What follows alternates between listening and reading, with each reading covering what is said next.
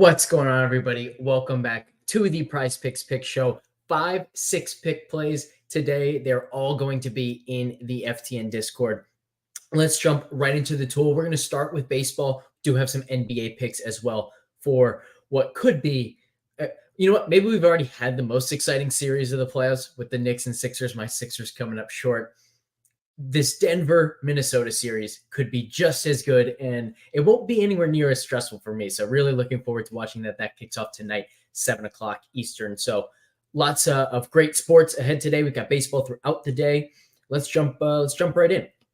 So go to the MLB PrizePicks tool, and the very first thing that stands out to me is we've got Yordan Alvarez near the top. We've got Freddie Freeman near the top. We've got Shohei Ohtani near the top. I'm particularly interested to start in what we can do here on the Dodgers side of things. So let's go to the Dodgers right away. And notice we don't get the hits plus run plus RBI picks for these guys. I do think there are a couple. Yeah, we've got Will Smith. We've got Max Muncy, Teoscar Hernandez. I think Andy Pages is there at 1.5 for a demon. So you can do something with these guys. But of particular interest to me going to the fantasy points, and Ohtani more than 8.5 has come down to 54%. And if you combine these two, you see Freddie Freeman, 54.3%. Some nice correlation here. It's not this exact pairing that I like the most, but I do really like the Ohtani fantasy points because he also has that stolen base upside. So whereas 90% of the time I like the hits plus run plus RBI picks more than fantasy points, this is one of the very rare cases where I might like Ohtani's fantasy points every bit as much as the hit plus run plus RBI. He doesn't have a 1.5 available. Again, Freeman, both of these guys actually have a 2.5 hit plus run plus RBI demon available. So might be going that route with one of these two. You'll have to go into the FTN Pick'em Discord to find out. But this is the first pairing that I really like today. Second one, we can go over to the Astros, and it's very rare that we get just a pure 1.5 hit plus run plus RBI pick for Yordan Alvarez and Kyle Tucker. We've got exactly that today. Check out these win probabilities. Earlier, I think Alvarez, 60.4% still, and then Tucker just over 57%. You also get some really nice correlation. So look at this, almost 36% chance that both of these guys hit. This is a phenomenal pairing. It doesn't get better than this. So absolutely love that one. And then here's a really, really interesting one. We can go back just to the start here. And actually, I'm going to go to the outs. I always love looking at these outs in particular. I like looking for less than outs. And you see we've got exactly that with Keaton Winn. What's super interesting here is not only is this 73%, but check this out. One of the best hit plus run plus RBI picks of the day comes from this Phillies game. It's Bryce Harper, more than 1.5 hit plus run plus RBI.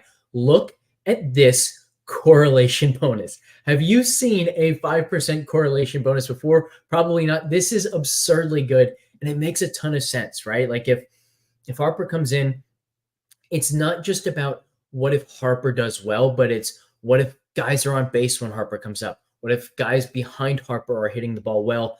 Keaton Winn, this basically tells us that he's on a very short leash to get to 16.5. He has to be really efficient with his pitches. He has to be really efficient just getting guys out. And if Harper is driving guys in, if Harper is being driven in, he's going to have an awfully difficult time getting there. 46.5% chance that this duo gets there. So some fantastic duos here in the baseball world today. This, by the way, from the correlation standpoint, is treated exactly the same as two-hitter pairings. So this is treated exactly the same as Ohtani and Freeman, exactly the same as Alvarez and Tucker. So we can't just put these six together.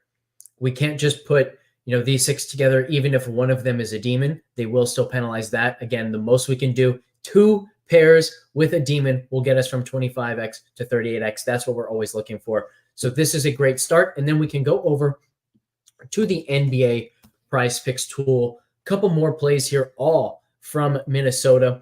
The one that Zach pointed out to me immediately this morning is also one that the tool loves. Mike Conley more than 11.5 points. Zach pointed out the fact Conley has scored more than 11.5 in 7 straight games against Denver in the regular season. And another key point here is there's a good chance he gets the Jamal Murray matchup. Murray banged up. So this is a really strong. We've got it at 66%, might even be higher.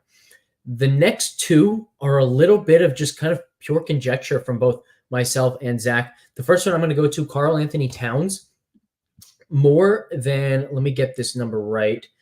I believe it's 31.5 fantasy points.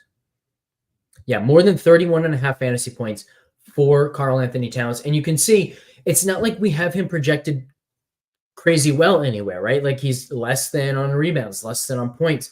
Sure, a little bit more on three-point attempts, a little bit more on steals.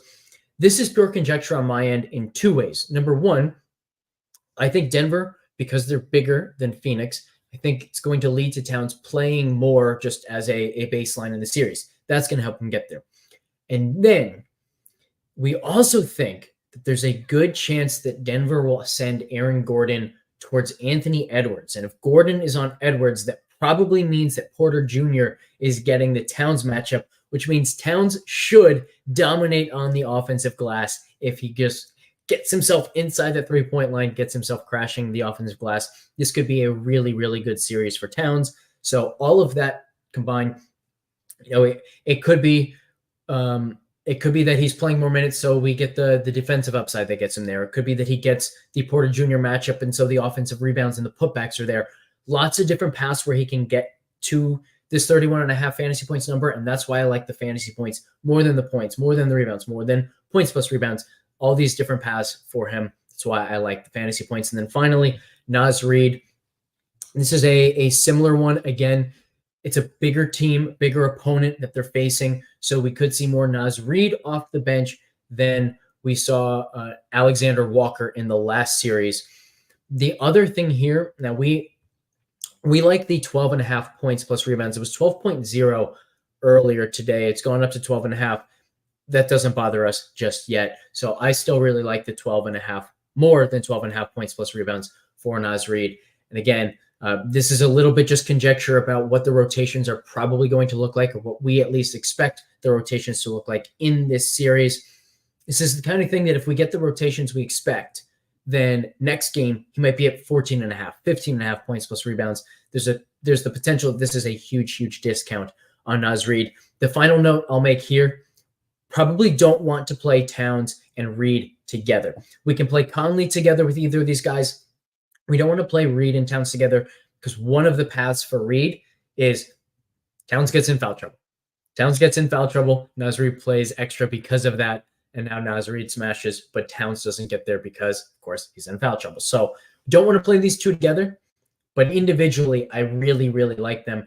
And that inverse correlation kind of works in our favor if we're using them in different plays, right? So let's say we're doing a round robin of Naz Reid and Towns and Keaton wins outs or something like that, right? Then the inverse correlation actually helps maximize our chance of hitting at least one 6 for 6 tonight. So those are all of the picks tonight. Again, I've got two demons ready to go to make these 6 for 6 plays boosted up to 38x. I will put all of the plays, every single play, not just the picks, but the exact plays in the Discord here in a couple minutes. So we will catch you there. And oh boy, Tobias Finals MVP lays are dead. I'm not sure they ever had life, but I will say absolutely hilarious ending to the Tobias Harris tenure in Philadelphia, scoring 0 points in the final game. It could not have been more poetic than that. My heart is broken for the Sixers. Hopefully we can heal that with some 6 for 6 plays tonight. Thanks everybody for tuning in. We'll catch you next time.